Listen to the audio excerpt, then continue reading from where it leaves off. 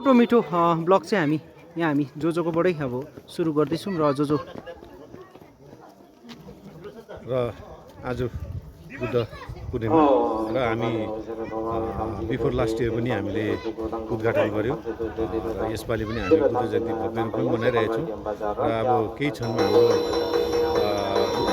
बुद्ध जयन्ती परिक्रमा गर्नेछौँ र परिक्रमा चाहिँ हामी यता वार्ड नम्बर 13 भएर दुर्गा मन्दिर भएर यता हामी लप्सीबोटे तामाङ गाउँ भएर रामा भिलेज भएर हामी परिक्रमा गर्नेछौँ।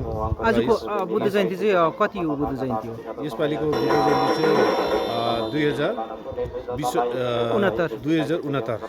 हो बुद्ध जयन्ती भव्य रूपमा हामी सबैलाई बौद्ध धर्मावलम्बीहरूलाई चाहिँ एकदमै शुभकामना छ बुद्ध जयन्तीको। सबैलाई चाहिँ हामी स्वागत जनाउँछौँ। यहाँनिर अब भित्र सबै तयारी भइसकेको छ परिक्रमाको लागि। हाम्रो लामाहरूले पनि सबै परिक्रमा तयारी गरिसकेको छ। यहाँनिर देख्नुहुँदैछ हाम्रो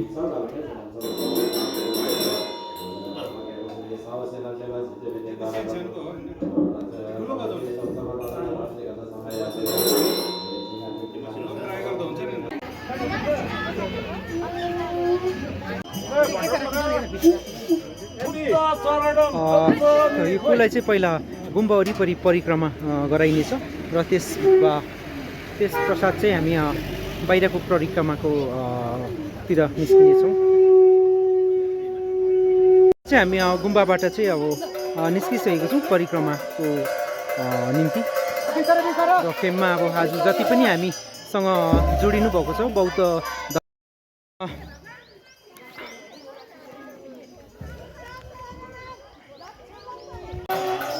सो फिलहाल चाहिँ हामी परिक्रमा गर्दै राई होमस्टेमा आइसकेको छौँ र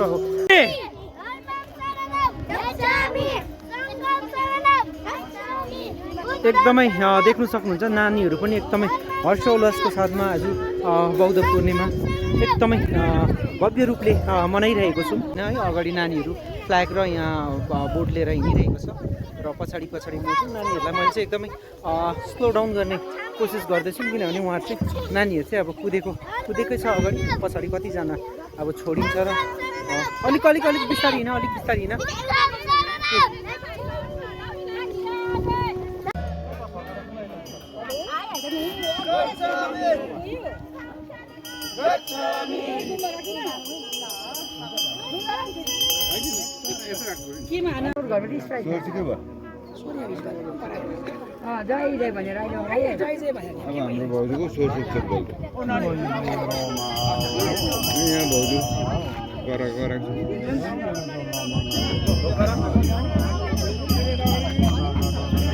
बौद्ध जयन्तीमा चाहिँ के भन्छ पुरानो साथी 20 वर्ष बाद चाहिँ भेटभाव गरे लस्ट ट्विन्स रहेछ।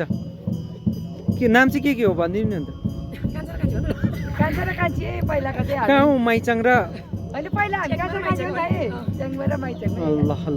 मजा आउँदैछ है मजा आउँदैछ सबै एकदमै इन्जोय गर्दै भावुकको साथमा होइन बौद्ध पूर्णिमा एकदमै मजाले भव्य रूपमा मनाइरहेको छौँ।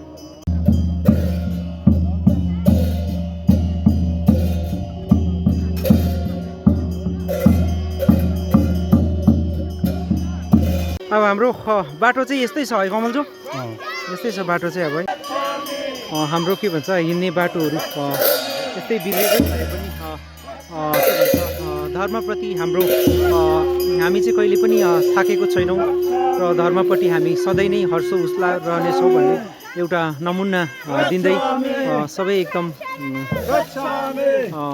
मानी आमाहरू लगायत सबैजना धर्मावलम्बीहरू नै आज एकदमै हर्ष उल्लासको साथमा आजको यो परिक्रमामा भाग लिइरहेको देख्न सक्नुहुन्छ तपाईँहरूले। बाटो एकदमै नराम्रो भए तापनि अब जोस र भक्ति र शक्तिको चाहिँ कमी नै छैन आजको यो परिक्रमामा। फिलहाल चाहिँ हामी के भन्छ वार्ड नम्बर 13 स्थित नस्पति डाँडामा चाहिँ आइपुगिसकेको छौँ र आजको मौसमले पनि बडो साथ दिएको छ एकदमै। अहिले चाहिँ हामी परिक्रमा कार्यक्रमलाई अगाडि बढाउँदै दुर्गा मन्दिर लोवर लामाहट्टा दुर्गा मन्दिरमा आइसकेको छौँ र यो चाहिँ दुर्गा मन्दिर हो र यहाँ र सबैजनाले सुन्नुहोस्, यो कप कप के भन्छ त्यो कोल्ड ड्रिङ्क्सहरू खाएर ग्लासहरू चाहिँ जतै नफाल्नु ल। एक जग्गा राख्नु, यहाँ डस्टबिन छ त्यहाँनिर हो, डस्टबिनमा हाल्दा हुन्छ, जम्मा पारेर राख्नु।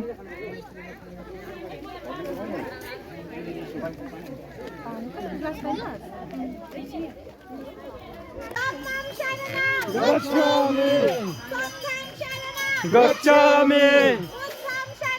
गच्छामि गच्छामि गच्छामि गच्छामि गच्छामि गच्छामि।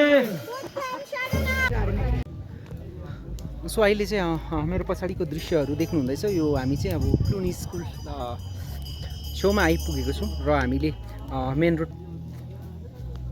यो अगाडि पुरा गाउँवासीले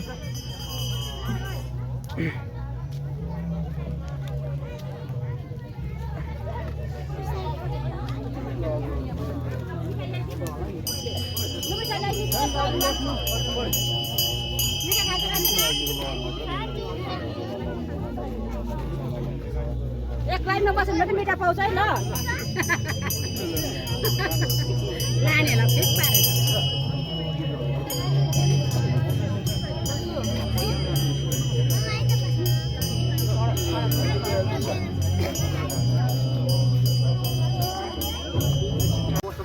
गाडीमा आइज भनेको नि होइन। पछाडि अब हिँड्नु नसक्नेहरूलाई चाहिँ कतिजनालाई चाहिँ गाडीको सुविधा पनि छ, तर आज एक दिन चाहिँ अब पाउ कष्ट गरेकै राम्रो छ हो।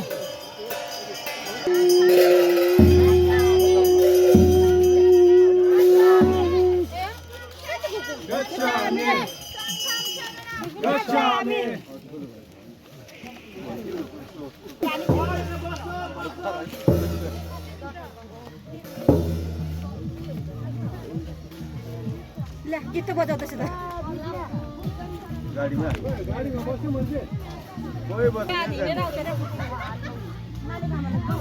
सबैभन्दा ठुलो मान्छे चाहिँ अगाडि रहेछ।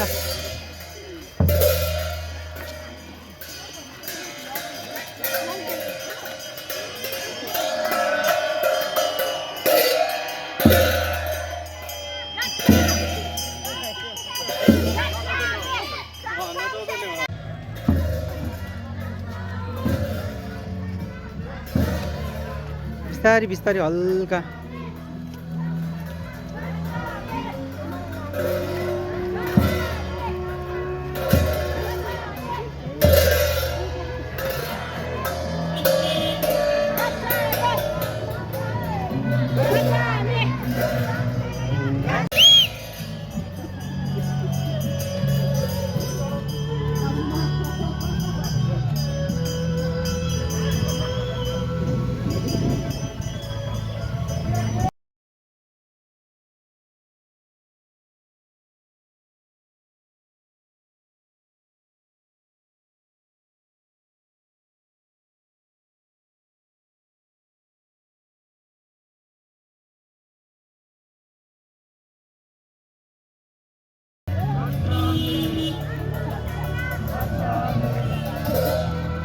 यता दीपक दाजु पनि एकदमै उत्सुकताको साथमा होइन साङ्गेको दर्शनको लागि उपस्थिति दिइरहनु भएको थियो रोडमा। र सो अब चाहिँ हामी गुम्बा परिसरमा लगभग आइपुगिसकेको छौँ।